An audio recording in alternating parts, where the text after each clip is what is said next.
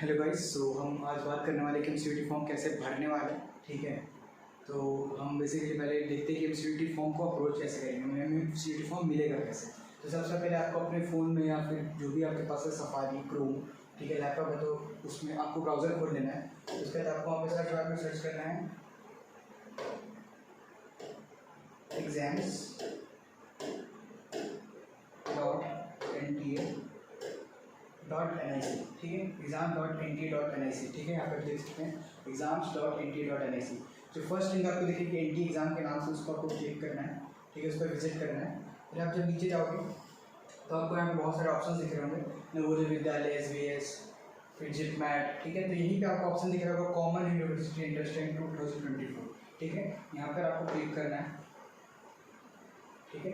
और यहाँ पे फिर साइट पे रिडायरेक्ट हो जा रहा है, हम पहुँच जा रहे हैं साइट पे। देन आपको क्या करना है, आपको यहाँ पे अभी पता नहीं चल रहा होगा कि कैसे सीयूईटी के फॉर्म को अप्रोच करें। यहाँ पे आपको लेटेस्ट न्यूज़ दिख रही है, लेटेस्ट न्यूज़, ठीक है, CUET UG 2024, click here for registration and login. तो आपको यहाँ पे क्लिक करना है, ठीक है। अब यहाँ पे आपको ये इस साइट पे रिडायरेक्ट कर रहा है, ठीक है। तो यहाँ पे अगर आपने पहले से रजिस्टर कर रखा है तो आपको करना है, लेकिन आपने अभी रजिस्टर नहीं किया क्योंकि आप फर्स्ट टाइम साइट पे आए हो, तो आपको सबसे पहले क्या करना है, यहाँ पे न्यू कैंडिडेट रजिस्टर है, मतलब हमारा जो न्यू कैंडिडेट है यहाँ रजिस्टर करेंगे, तो वहाँ पे आपको क्लिक करना है, ठीक है। ये इन्फॉर्मेशन बुलेटिन आप डाउनलोड कर सकते हो, पढ़ सकते हो इनकेस आपको मन रहे तो। बाकी मैं आपको फीस का बता दे रहा हूँ। देखिए, फर्स्ट 3 सब्जेक्ट अगर आप जनरल कैटेगरी से आते हैं तो आपको उसके 1000 रुपीज़ पे करना है। आप ओबीसी एनसीएल कैटेगरी या ईडब्ल्यूएस कैटेगरी से आते हैं तो आपको 900 पे करना है। ST SC PWD third gender से आते हैं तो 800 पे करना है। एंड अगर आप बाहर रहते हैं इंडिया के बाहर तो आपको 4500 पे करना है। और फिर एडिशनल सब्जेक्ट्स के लिए आपको 400 ईच पे करते जाना है। मतलब अगर आप 4 सब्जेक्ट दे रहे हैं तो 1400, 5 दे रहे हैं तो 1800, 6 दे रहे हैं तो 2200, और आप 6 से ज़्यादा सब्जेक्ट नहीं दे सकते हैं, ठीक है। उसके बाद आपको ये इसमें नीचे स्लाइड डाउन करना है, ठीक है, आते जा रहे हैं नीचे। यहाँ पे आपको ऑप्शन आ जाएगा क्लिक हेयर टू प्रोसीड, आपको यहाँ पे क्लिक करना है, ठीक है। यहाँ पे उसके पहले एक चेक बॉक्स मिलना है, ठीक है, I downloaded and understand all the instructions, ठीक है। तो आपको पूरे स्टेटमेंट को फिल करना है, देन उसके बाद आपको क्लिक हेयर टू प्रोसीड करना है, ठीक है।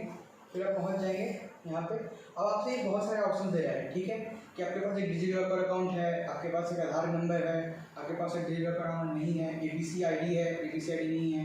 तो आपको जो भी बेटर लगे, one of the best option जो लोग चूज़ करते हैं, जो आसान होता है, वो होता है आधार कार्ड लेके जाना। हाँ, तो बेसिकली जब हम इस साइट पे आ रहे हैं तो हमको चूज़ करना है आधार कार्ड, ठीक है। उसके बाद आपसे आधार नंबर मांगेगा, तो आपको आधार नंबर डालना है। यहाँ पे मेरे एक फ्रेंड का आधार नंबर मैं डाल रहा हूँ, ठीक है।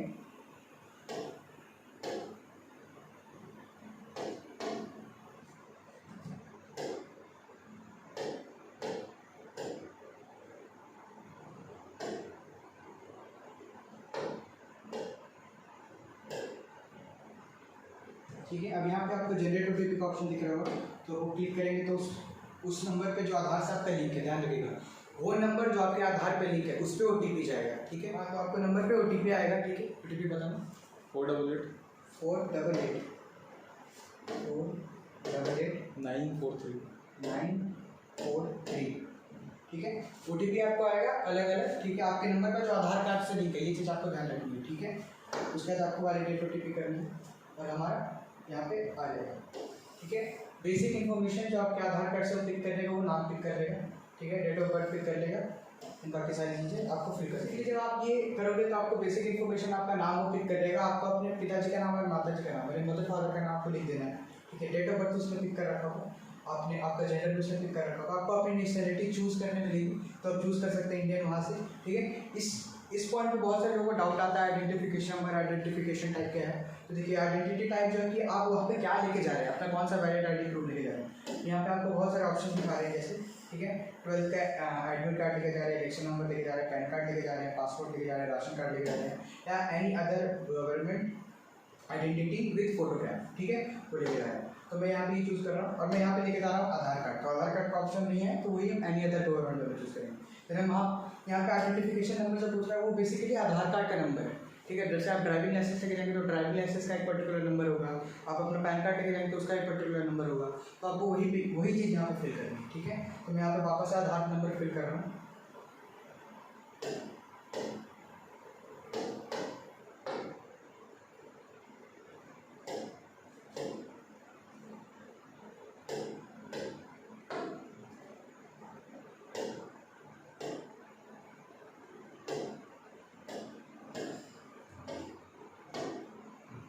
ठीक है। उसके बाद आपको यहाँ पे अपना घर का एड्रेस डालना है, प्रेजेंट एड्रेस जहाँ आप करंट रहते हैं। उसके बाद आपको अपना बेसिक एड्रेस का डिटेल फिल करना है, ठीक है।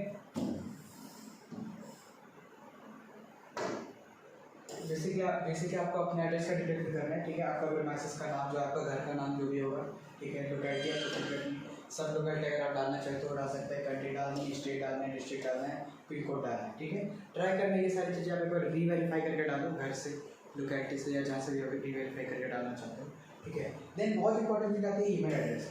अब देखो फ़ोन नंबर, ईमेल एड्रेस, ये सब चीज़ आपको एकदम करेक्ट डालनी है। आप करेक्शन में इसको चेंज नहीं कर पाओगे, ठीक है। तो ईमेल एड्रेस आपको डालनी है एक्टिव ईमेल एड्रेस, ध्यान रखिएगा।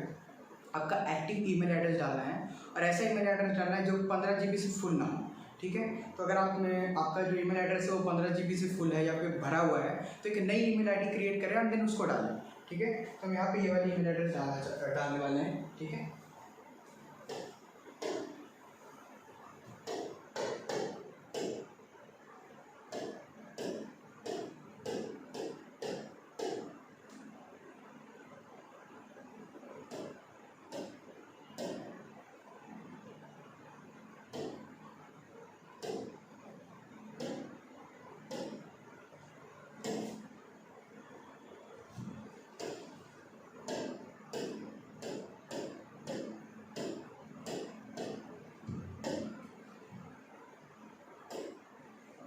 ठीक है। आपको ध्यान रखना है कि आप जो ये डाल रहे हो सही डालें, आपकी गलत ना डालें। कैसी ईमेल एड्रेस डालें जो कि आपका एक्टिव हो और वो फुल ना हो, ठीक है। अगर फुल है तो एक नई ईमेल एड्रेस क्रिएट करें, देन उसको फिल करें, ठीक है।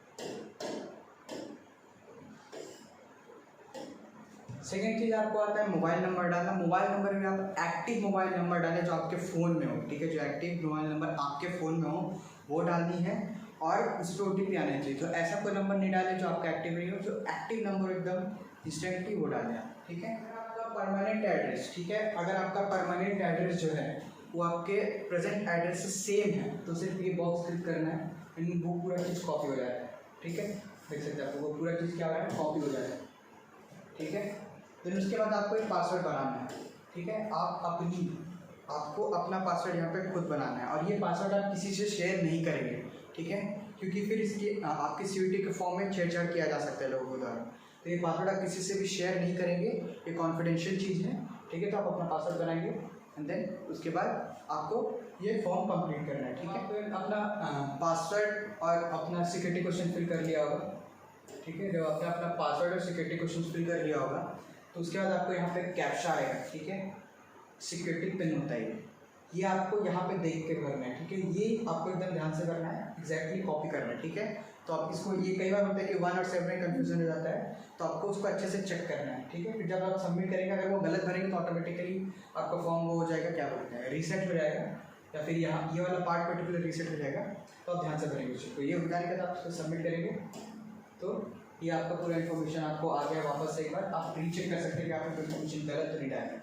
उसके बाद आपको चेक बॉक्स आ रहा है, ठीक है।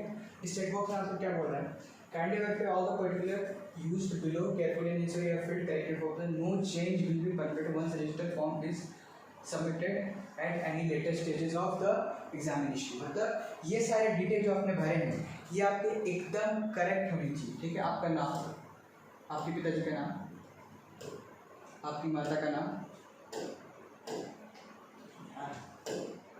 आपका gender, date of birth, mobile number, email address and address, ठीक है। ये सारी चीज़ें में आप चेंज नहीं कर सकते। तो 2-3 तारीख को जो करेक्शन विंडो खुलने वाली है इन सब चीज़ों में चेंज नहीं होगा, आप देख सकते हैं, ठीक है। तो आपको ये सारी चीज़ें एक बार रीवेरीफाई कर लेनी अगर आपको कोई डाउट आ रहा है तो। बाकी सही भरा है तो इसको भर के आप यहाँ पर आई एग्री पे क्लिक करके सबमिट एंड सेंड OTP कर सकते हैं। यहाँ पे ईमेल में जा रहा है, ठीक है। तो जो ईमेल आपने डाला है तो उस ईमेल पे आपको एक OTP आएगा, उसको आपको चेक करना है, ठीक है। याद से ध्यान रखिएगा, ईमेल पे आपके OTP जाएगा जो ईमेल आपने फिल किया है। तो अगर आपने कोई नया ईमेल फिल किया है तो उस नंबर पे उस ईमेल पे OTP जाएगा, ठीक है। अगर आपने अपना पुराना ईमेल फिल किया है तो उस पर OTP जाएगा, दूसरा ईमेल एड्रेस चेक करिए। कई बार क्या होता है ना कि आपको OTP नहीं आता है, ठीक है। अगर इनकेस आपको OTP नहीं आ रहा है तो अपने यहाँ पर रीसेंट OTP का ऑप्शन देख सकते हैं, ठीक है। आज क्लियर होगा आपको, विजिबल होगा। रीसेंट OTP आप कर सकते हैं एक बार, ठीक है। बट मेरे को OTP मिल गया तो मैं उसको सबमिट कर रहा हूँ और हम फिर आगे बढ़ रहे हैं इस प्रक्रिया में, ठीक है। तो आपको ये लिखा हुआ आ गया है, your account has been verified, your application number has send to your email address, please log in to the application portal using your application number password to complete your application, if you have not received your application number in your email please check your spam और junk folder, ठीक है। अब आपको NTA की तरफ से एक official mail आ जाएगा CUET का एप्लीकेशन नंबर। एप्लीकेशन नंबर वो इंपॉर्टेंट है जो आपको पूरे CUET में ध्यान रखना है, क्योंकि यही एप्लीकेशन नंबर आप डाल के CSS पोर्टल में DA के लिए रजिस्टर करने वाले हैं। यही एप्लीकेशन नंबर आपको हर जगह काम आने वाला है। तो आप जिस भी डिवाइस से लॉगिन करते हैं, अगर आप लैपटॉप से लॉगिन कर रहे हैं, फ़ोन से लॉगिन कर रहे हैं, तो उसमें गूगल सेव पासवर्ड का ऑप्शन आता है, तो आप पासवर्ड को सेव कर लीजिए और एप्लीकेशन नंबर आप जब फिल करेंगे तो फर्स्ट टाइम एप्लीकेशन नंबर से लॉगिन करेगा तो ऑप्शन पूछेगा सेव करने का, तो उसको सेव कर लीजिएगा, ठीक है। तो आसानी होगा आपको, बराबर। हाँ, तो बेसिकली आपको क्या करना है, आपका एप्लीकेशन नंबर आपको मेल पे चेक करना है। ये इतने नंबर का एप्लीकेशन नंबर आएगा जिसमें आपका जो ये नंबर है फ्रॉम 243555151, ठीक है, ये सेव रहेगा, ठीक है। इसको आपको सेव करने का ऑप्शन आएगा, जब आप लॉगिन करोगे तो यहाँ पे सेव करने का ऑप्शन आएगा, ठीक है। आई डोंट नो इस मॉनिटर पे आने वाला है नहीं, बट आपके फ़ोन में वो ज़रूर आएगा, तो आपको सेव कर लेना है। ये आपको आपकी ईमेल एड्रेस जो आपने फिल किया था उस पर आएगा, तो उसको आपको चेक करना है। नहीं आया है तो आपको अपना spam and junk folder check करना है, और अगर फिर भी नहीं आया है तो एक बार आपको रीवेरीफाई करना है, ठीक है। तो आपको यहाँ पे वो चीज़ें आ जाएंगी, देन आपको क्या करना है, लॉगिन कर लेना है, ठीक है। अब आपको यहाँ पे दिखा रहा है आपका रजिस्ट्रेशन नहीं कंप्लीट, यहाँ पे सेव का ऑप्शन आ रहा है, ऐसे ही आपको पासवर्ड सेव कर लेना है, ठीक है।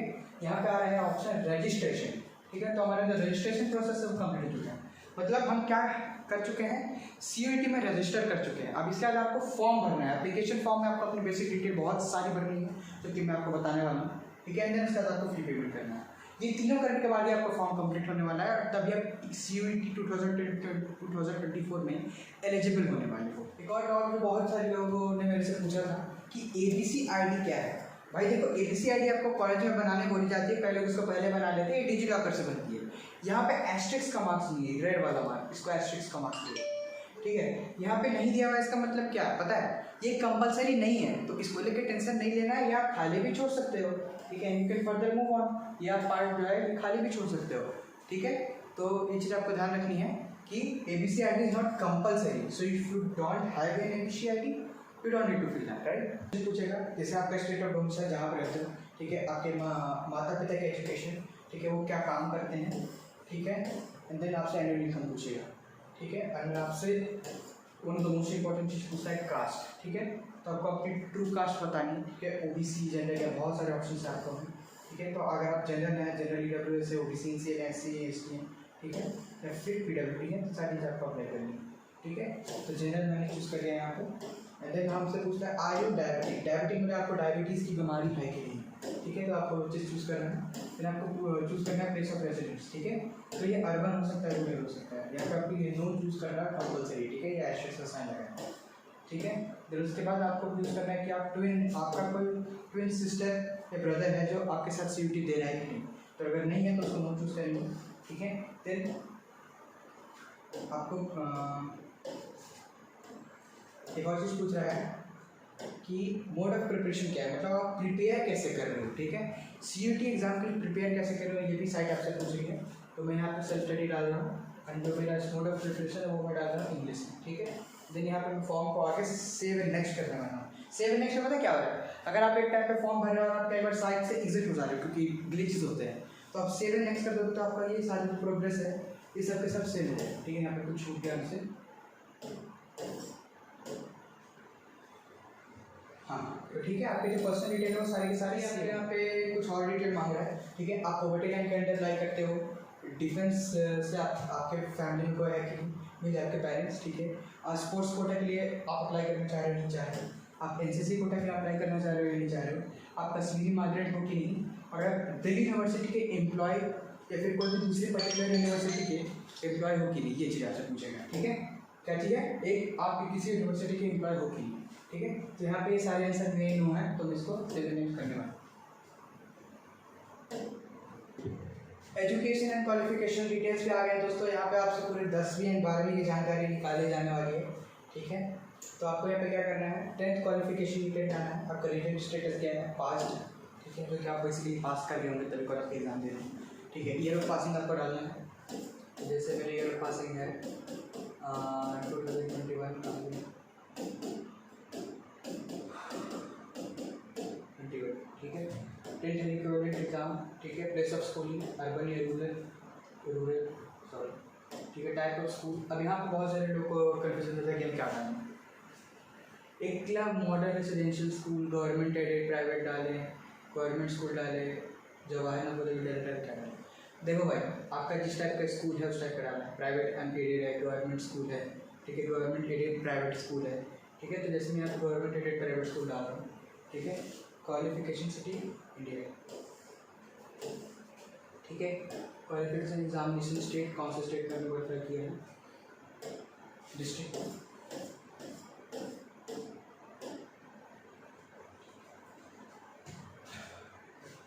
फिर आपसे पूछ रहा है बोर्ड एंड यूनिवर्सिटी नेम। अब काफ़ी सारे लोग यहाँ पे CBSE से होंगे, तो यहाँ पे ऑप्शन निकाला है CBSE-I।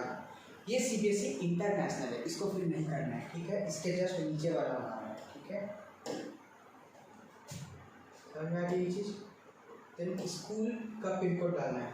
अब यहाँ पे क्या लोग प्रॉब्लम होता है, स्कूल का पिन कोड डालना मतलब स्कूल का नंबर डालना है, नहीं भाई, स्कूल का पिन कोड डालना है। पिन कोड क्या चीज़ का होता है, एड्रेस का। तो आपका स्कूल कहाँ पर है वो आपको डालना है। ठीक है, तो एक बहुत इंपॉर्टेंट चीज़ आपको ध्यान रखनी है ना, वो ध्यान रखनी है कि आप जब भी फॉर्म भर रहे हैं तो आपको 2-3 चीज़ आपके साथ लेके बैठनी है। ठीक है, पहले तो आपके पासपोर्ट साइज फोटोग्राफ होनी चाहिए। ठीक है, एक सिग्नेचर का फोटोग्राफ होनी चाहिए। ठीक है, आपके 10th एंड 12th की सर्टिफिकेट होनी चाहिए, ऑफिशियल सर्टिफिकेट हो तो अच्छी बात है, नहीं तो एटलीस्ट फोटो होनी चाहिए, क्योंकि आपका रोल नंबर पूछने वाला है आपसे। आप देख सकते हैं यहाँ पे रोल नंबर पूछ रहे हैं हमसे। ठीक है, तो ये सारी चीज़ें आपको लेके बैठनी जब आप फॉर्म भर रहे हैं। हमको बेसिकली क्या करना है, अपनी सारी जो डिटेल्स हैं वो सारे भरने हैं, फिर अपना 10th का रोल नंबर डालना है। ठीक है, जो मैं यहाँ पे डाल रहा हूँ।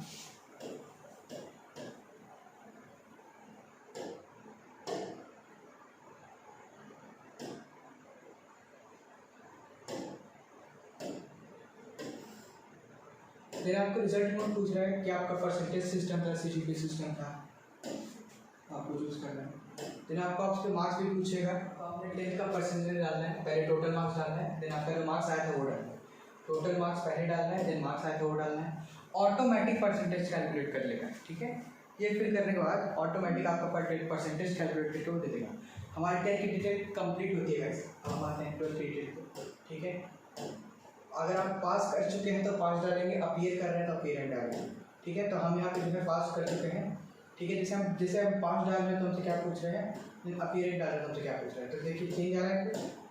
जी हाँ, आपसे चेंज आएगा। अपीयरिंग डाल रहे हैं तो यहाँ पे आपसे मार्क्स नहीं पूछ रहे। ठीक है, आपसे आपका बोर्ड का रोल नंबर पूछेगा, ये सब पूछेगा। ठीक है, तो अपीयरिंग डालेंगे, ईयर ऑफ पासिंग है अपीयरिंग 2024। ठीक है, क्वालिफाइड एग्जाम, स्कूल टाइप, सारे के सारे सेम क्वेश्चन में है। ठीक है, आपसे आपका रोल नंबर पूछेगा, स्कूल पिन कोड पूछेगा, बस यही सब पूछेगा। ठीक है, तो हमारे जो यहाँ पे स्टूडेंट है वो हमारा पास है, तो हम पास में डालेंगे। हाँ, तो बेसिकली आपको आपकी 12th की सारी डिटेल्स फिल करनी है। ठीक है, आप ईयरिंग होगी तो आप ईयरिंग में, पास होगी तो पास में। ठीक है,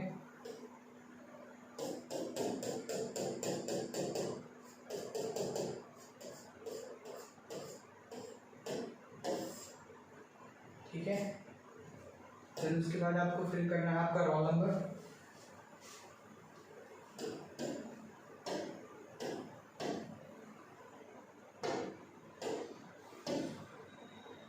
ठीक है, रिजल्ट मोड चूज करना है परसेंटेज, देन आपसे सेम क्वेश्चन वापस से पूछा जा रहा है।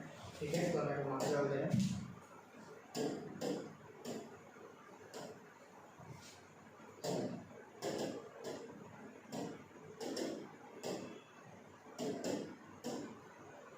ऑटोमेटिकली देखना है, परसेंटेज कैलकुलेट करके दे रहे हैं। आइए, आपको अपना एक बार रीचेक कर लेना है सारा का सारे डिटेल्स। ठीक है, फॉर्मेलिटी चेंज हो सकती है करेक्शन वीडियो, बट एक बार रीचेक हम कर लेंगे। ठीक है, हम यहाँ पे जहाँ से चेक कर रहे हैं हमारा सारे डिटेल सही है। पे आई एग्री करते हुए हम सेव नेक्स्ट हो गए, ठीक है। तो हमारी एजुकेशन डिटेल फिल, हाँ। तो बेसिकली आप ये कोर्सेज ज़रूर चुन लें अपने फॉर्म में, ठीक है। ये बहुत इंपॉर्टेंट है, बहुत ही अच्छे कोर्सेज हैं, ठीक है, कॉमर्स वालों के लिए। यूनिवर्सिटी ऑफ दिल्ली का बीकॉम, ठीक है। एंड उसके बाद यूनिवर्सिटी ऑफ दिल्ली का BCom honours, again university of Delhi का BCom programme, again Banaras Hindu university का BA LLB, फिर बनारस हिंदू यूनिवर्सिटी का बीकॉम ऑनर्स है, बीकॉम ऑनर्स FMM, फिर बनारस हिंदू यूनिवर्सिटी का BFA यानी बिजनेस फाइनेंशियल, ठीक है, या फाइनेंस, ठीक है। ये सारी चीज़ें आप चूज़ कर सकते हैं, ठीक है। उसके अलावा बहुत सारे कोर्सेज आप चूज़ कर सकते हैं। यहाँ पे आपको बहुत सारे ऑप्शन मिल रहे हैं, जैसे कि मैं एक और आपको चूज़ करके दिखाता हूँ। कई लोग बोलते हैं कि हम DU से BTech करना चाहते हैं, DU में BTech नहीं है, ठीक है, बट BHU में BTech है। मैं आपको दिखाता हूँ लाइव चूज़ करके वो चीज़, ठीक है।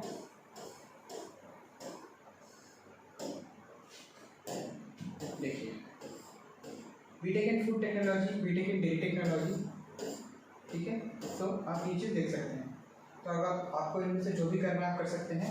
आप BSc एग्रीकल्चर कर सकते हैं, BSc बायोलॉजी कर सकते हैं, ठीक है, BVOC कर सकते हैं। तो बहुत सारे कोर्सेज हैं जो आप कर सकते हैं। और मैं कॉमर्स रिलेटेड कोर्सेज की ज़्यादा बात करूँगा, क्योंकि साइंस रिलेटेड कोर्सेज आपको मेनली जो है नीट एंड JEE से ही मिलते हैं। इसमें आपको थोड़े कम ऑप्शन मिलते हैं। हाँ, अगर आप कर सकते हैं DU में दूसरे के बहुत सारे कोर्सेज हैं, ठीक है। उसके अलावा एक और डाउट जो काफ़ी सारे लोग को रहता है कि मेरे को करना है दिल्ली यूनिवर्सिटी से BBA या BBA FIA, तो उसकी मैं आपको रियलिटी देता हूँ, ठीक है।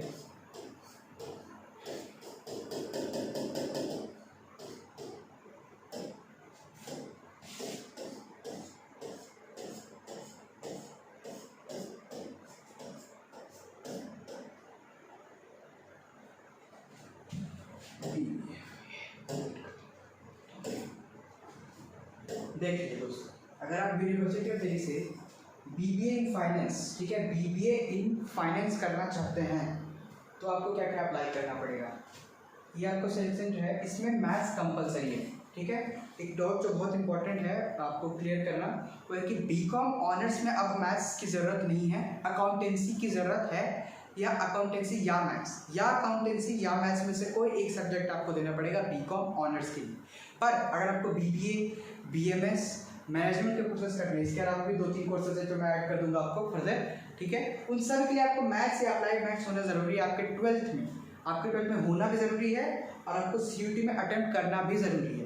तो DU से BBA या मैनेजमेंट के जो पर्टिकुलर कोर्सेज होते हैं वो करने के लिए आपको मैथ्स देना कंपलसरी। सबसे इम्पॉर्टेंट चीज़ जो आपको CUT में आपके दिमाग में क्वेश्चन आ होगा, कौन कौन से सब्जेक्ट देने हैं, किन सब्जेक्ट के एग्जाम दें। ये जो कॉम्बिनेशन है ये आपको almost 98 to 99% college, 98 to 99% college में आपको एडमिशन देने वाला है। 98 to 99% से मेरा मतलब सिर्फ यूनिवर्सिटी ऑफ दिल्ली में नहीं है, पूरे इंडिया के कॉलेजेस में है, ठीक है। ये आपको 99% कॉलेज में एडमिशन देने वाला है। क्या क्या कर रहा है मैं बता रहा हूँ आपको, ठीक है। टेस्ट पेपर 1 में हमेशा आपको इंग्लिश सेलेक्ट करना है, ठीक है, इसका मीडियम इंग्लिश यहाँ पर ऑटोमेटिकली सेलेक्टेड है। टेस्ट पेपर 2 में आपने 12th बोर्ड दिया होगा, ठीक है, आप कोई भी स्ट्रीम से आपने 12th बोर्ड दिया होगा। अगर आप कॉमर्स स्ट्रीम से है तो आपके मेन सब्जेक्ट होंगे अकाउंट्स, इको, BST, ठीक है। अगर आपने साइंस से दिया होगा तो आपका फिजिक्स, केमिस्ट्री, बायोलॉजी या मैथ्स, बायोलॉजी या मैथ्स में से कोई एक चीज़ होगा, ठीक है। अगर आपने आर्ट्स से दिया होगा तो इकोनॉमिक्स, पॉलिटिकल साइंस, हिस्ट्री, ठीक है।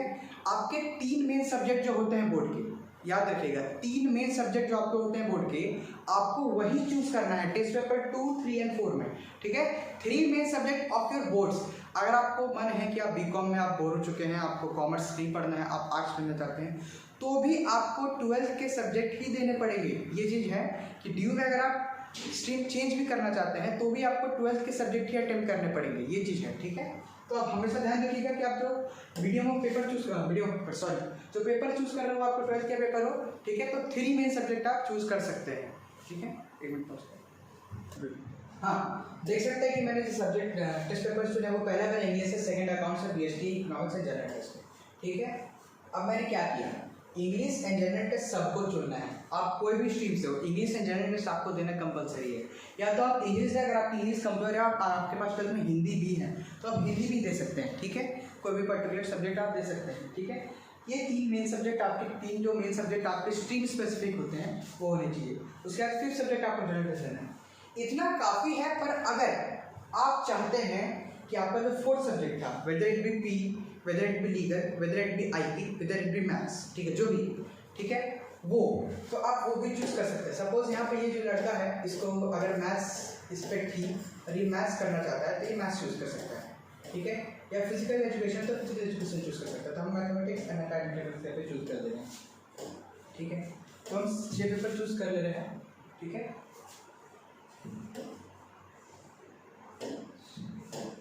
हाँ, यहाँ पे हम चूज कर दे रहे हैं मैथ्स, ठीक है।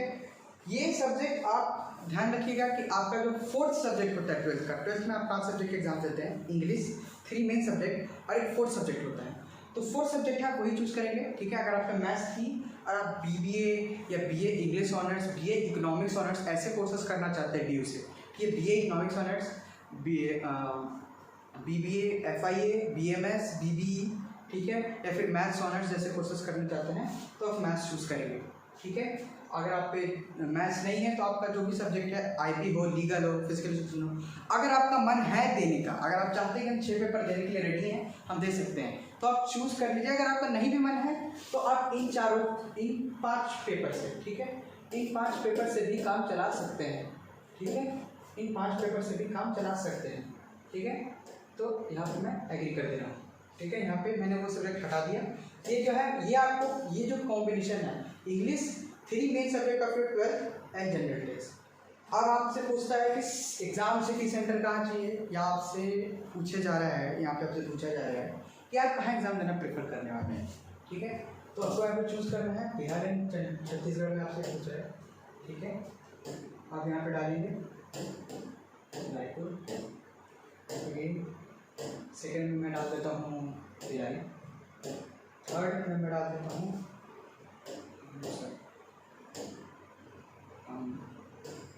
बिलासपुर, एंड फोर्थ में मैं डाल देता हूँ अमेरिका, ठीक है। एक चीज़ आपको यहाँ पे भरते टाइम ध्यान रखनी है कि आपके जो फर्स्ट 2 चॉइसेस होना चाहिए वो आपके जेन्युइन चॉइसेस होने चाहिए। जेन्युइन चॉइसेस मतलब कि आप चाहते हैं कि मेरे को रायपुर में मैं रहता हूँ तो मेरे को रायपुर में मिल जाए, या भिलाई में मैं रहता हूँ मेरे को भिलाई में मिल जाए। आपका जो रेसिडेंस स्टेट है, रेसिडेंस सिटी है, सॉरी स्टेट नहीं, रेसिडेंस सिटी है जहाँ पर रह रहे हैं, उसको हमेशा फर्स्ट चॉइस पर रखेंगे, ठीक है।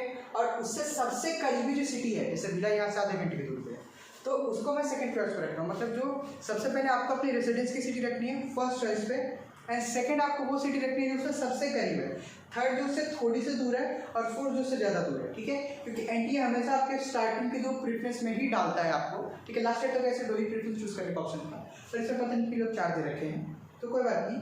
स्टार्टिंग में 2 अपने सबसे प्रीफर्ड सिटीज ही रखने वाले हैं, ठीक है। हाँ देखो, सबसे इंपॉर्टेंट चीज़ जो आपको ध्यान रखनी है फोटो एंड सिग्नेचर की फोटो अपलोड करते टाइम, कि यहाँ पे आपको मिनिमम साइज भी दे रखा है, मैक्सिमम साइज भी दे रखा है। तो आपकी जो फोटो होनी चाहिए वो 10 KB से ऊपर और 200 KB से नीचे, ठीक है, 10 से 200 के बीच में होनी चाहिए। तो कई बार क्या होता है कि जब आप फोटो अपलोड करने जाओगे, यहाँ पे ये मैंने नॉर्मल फोटो डाली है, पर आपको यहाँ पे अपनी पासपोर्ट साइज फोटो डालनी है, ठीक है। प्रोफेशनल पासपोर्ट साइज फोटो अपने फ़ोन से खींच के डालनी है, ठीक है, उसको क्रॉप करके बॉर्डर टू बॉर्डर, ठीक है। तो आप जब भी फोटो डालोगे तो आपको एक चीज़ ध्यान रखनी है कि वो उसका साइज ये रहे। अब कई लोग को होता है प्रॉब्लम कि भाई साइज वहाँ पे नहीं हमको मिलता है, साइज हमारा वैसे रहता ही नहीं, तो हम क्या करेंगे, आपको गूगल पे सर्च करना है image resize to 70 KB। 70 KB मैं क्यों बता रहा हूँ, क्योंकि कई बार होता है इमेज रिसाइज जो है थोड़ा 5 KB ऊपर होता है, 5 KB नीचे होता है, इसलिए हम ऐसा मार्जिन लेके चलेंगे कि हमारा 5-10 KB ऊपर नीचे भी होता है तो हमारा सही साइज में रहे। तो हमको 50 से 200 के अंदर रखना है, तो हम 70 KB लेके चलेंगे। ये हमारे किस लिए होना चाहिए, ये हमारे सिर्फ पासपोर्ट साइज फोटो के लिए होना चाहिए। सिग्नेचर के लिए ये हम नहीं लेंगे, सिग्नेचर के लिए मैं आपको बताऊँगा, ठीक है। तो हमारा यहाँ पे जाना है हमें, ठीक है। आप यहाँ पे आपको फोटो अपलोड करनी है, ठीक है। सपोज मैं ये फोटो अपलोड कर रहा हूँ यहाँ पे, ठीक है। सपोज ये फोटो है मेरी और मैं इसको अपलोड कर रहा हूँ, ठीक है। तो यहाँ पे नेक्स्ट डाउनलोड पे जब जाओगे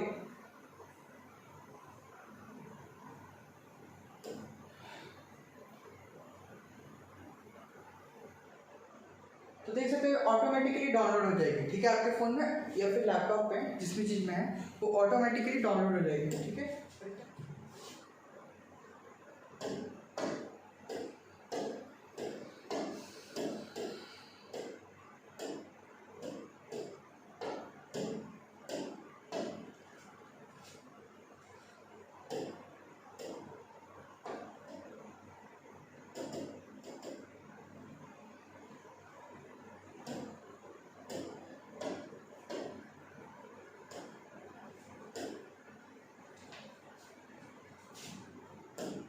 हाँ, एक बार हम यहाँ पे लिमिट देख सकते हैं 4 से 30 KB के बीच में रहना चाहिए।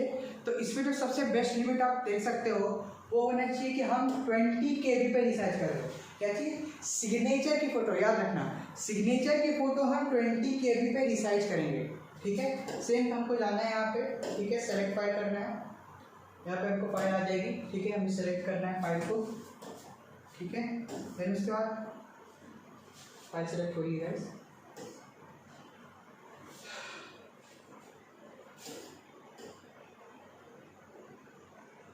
हाँ, फाइल सेलेक्ट हो गई हमारी, हमें नेक्स्ट डाउनलोड पे क्लिक करना है। देन यहाँ पे लोड हो रही है फाइल, देख सकते हैं आप लोग, थोड़ा टाइम लेगी एंड देन ये लोड हो जाएगी ऑटोमेटिकली। सबसे इजी तरीका है ये आपका करने का। ठीक है, तो आपको कई बार ना इमेज रिसाइज करने की जरूरत पड़ेगी तो आप यही वेबसाइट यूज़ कर सकते हैं। और 70 KB प्रोफाइल फ़ोटो के लिए या फोटो के लिए आपकी, and 20 KB for your signature की फ़ोटो।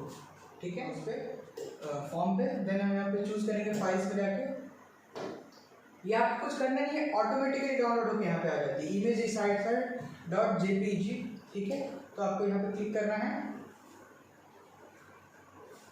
एंड देन वो अपलोड हो जाएगी। ठीक है, हमारे यहाँ पे फॉर्म अपलोड हो गया। ठीक है, पूरा बेसिक्स हमारी सारी चीज़ें अपलोड हो गई। अब एक चीज़ आपको ध्यान देनी है कि ठीक है, अब आपसे यहाँ पे कुछ आगे फर्दर बढ़ने का नंबर ऑप्शन नहीं आ रहा है। ठीक है, पता है क्यों नहीं आ रहा? यहाँ पे बहुत इंपॉर्टेंट चीज लोगों ने मिस करी है, शायद आप भी कर रहे हो। Please verify your mobile number. ठीक है, एक बार और OTP देखना, आपको भेज के देखा जाएगा कि आपका जो नंबर है वो सही है कि नहीं। तो ये आपको CVT खुद ही आपको हेल्प कर देगा। ठीक है, जो नंबर आपने फिल किया था उस पर एक OTP आया होगा। ठीक है, आपको OTP डालना है, देन अगेन कैप्चा फिल करना है आपको।